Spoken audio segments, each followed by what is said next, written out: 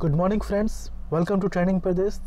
दोस्तों, यदि आप जेएसएससी जेपीएससी के एस्पायरेंट हैं तो ये चैनल आपके लिए काफ़ी इंपॉर्टेंट है, क्योंकि इन एग्जामिनेशन के लिए खासकर झारखंड का जो सेक्शन है इसके लिए हर तरह का स्टडी मटेरियल यहाँ प्रोवाइड किया जाता है। जो भी लेक्चर्स प्रोवाइड किए जाते हैं उसका पीडीएफ फाइल टेलीग्राम में उपलब्ध करा दिया जाता है। जिस टॉपिक को कवर किया जाता है लेक्चर में, उन टॉपिक्स पर क्विज सेशन भी ऑर्गेनाइज किया जाता है टेलीग्राम में ही।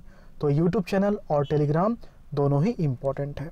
ओके, अभी हम लोग बात करने वाले हैं झारखंड के कोयला खदानों की नीलामी के बारे में।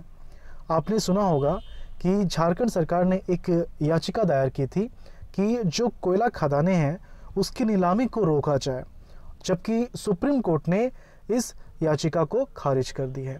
ओके, अब क्या है मामला, आखिर झारखंड सरकार को ऐसी क्या ज़रूरत पड़ी कि उन्होंने इस याचिका को दायर किया कि देखिए कोयला खदान जो है ये सेंट्रल गवर्नमेंट के अंदर आता है। ज़्यादातर जो है कोल इंडिया लिमिटेड जो है, आपने नाम सुना होगा, एक महारत्न कंपनी है, पीएसयू है, कोल इंडिया लिमिटेड।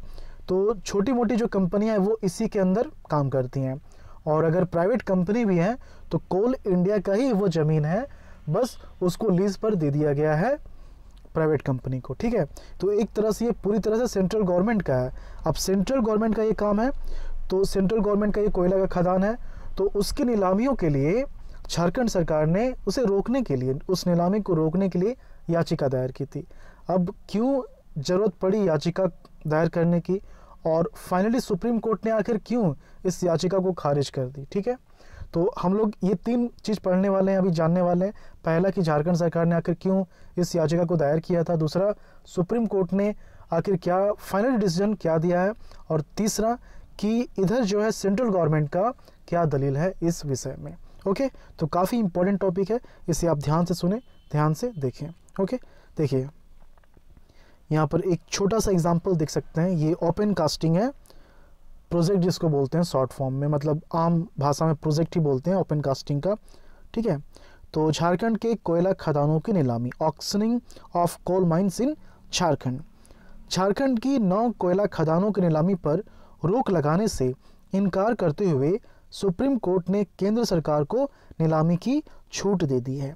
सुप्रीम कोर्ट के द्वारा यह निर्देश दिया गया है कि ई नीलामी के उसके अंतिम आदेशों के दायरे में रहेगी।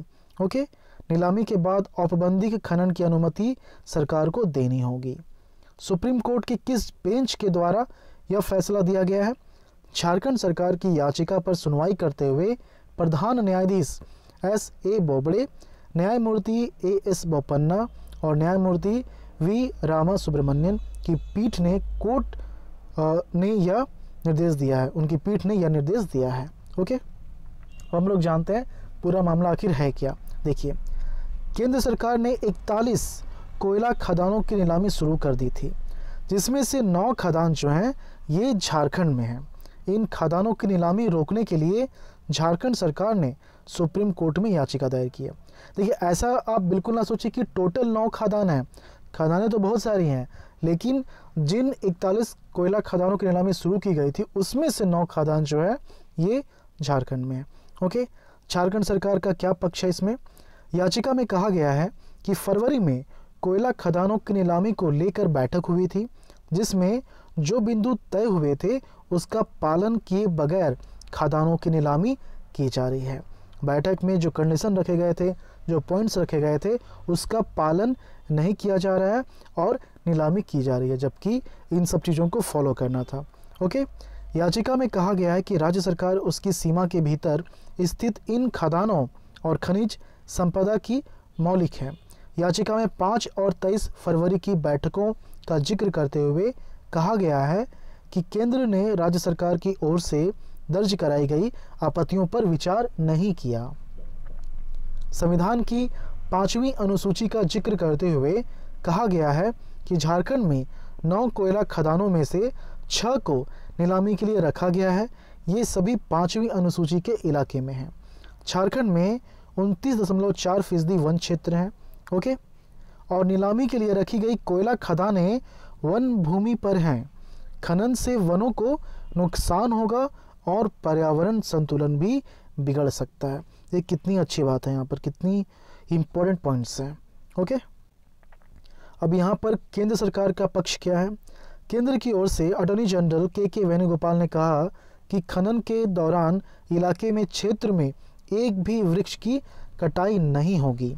अटॉर्नी जनरल ने यह भी कहा कि परिस्थिति की दृष्टि से संवेदनशील जोन से खदान स्थल 20 से 70 किलोमीटर की दूरी पर है और अगर यही पैमाना लागू किया गया तो गोवा जैसे राज्यों में खनन असंभव हो जाएगा। ओके, तो न्यायालय की टिप्पणी क्या है। न्यायालय ने कहा, यहाँ पर आप इससे कंफ्यूज ना करें कि गोवा जैसे खदानों में मतलब गोवा जैसे राज्यों में, क्योंकि सिर्फ झारखंड में ही कोयला नहीं है, लगभग आधा से अधिक राज्यों में कोयला अवेलेबल है, ठीक है, और कोल इंडिया लिमिटेड वहाँ पर काम करती है। तो न्यायालय का यहाँ पर टिप्पणी क्या है।